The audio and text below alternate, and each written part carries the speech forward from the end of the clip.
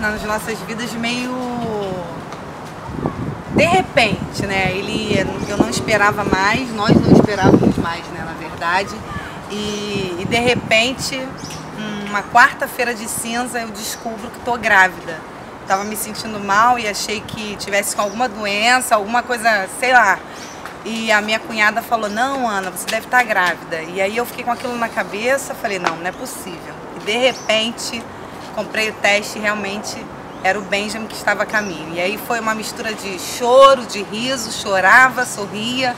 E assim, isso até emociona de falar. Foi muito desesperador, mas foi uma alegria. E eu acredito que realmente o Benjamin foi um presente de Deus para as nossas vidas, né?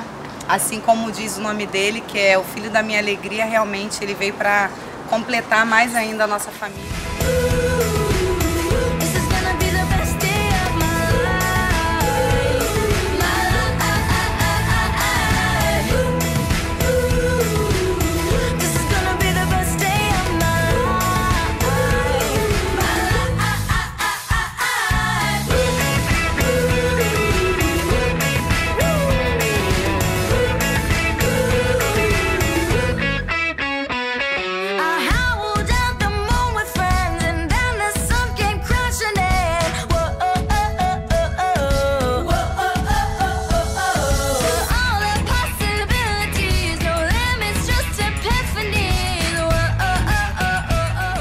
Mensagem por bem,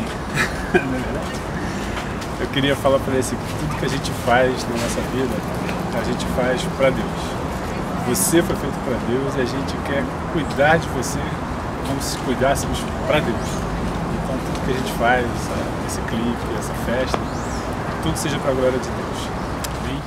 Bom, quando eu soube da notícia, né, que a Ana estava esperando, ela não queria falar para mim, que ela ficou com medo, que eu falei, se tiver mais um filho eu vou te abandonar.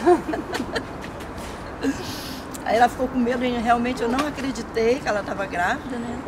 Mas o Benjamin é uma bênção na nossa vida, é uma alegria para nós, uma criança muito boa, muito mansinha, muito calma, e ela é alegria para nós. E nós amamos muito, né?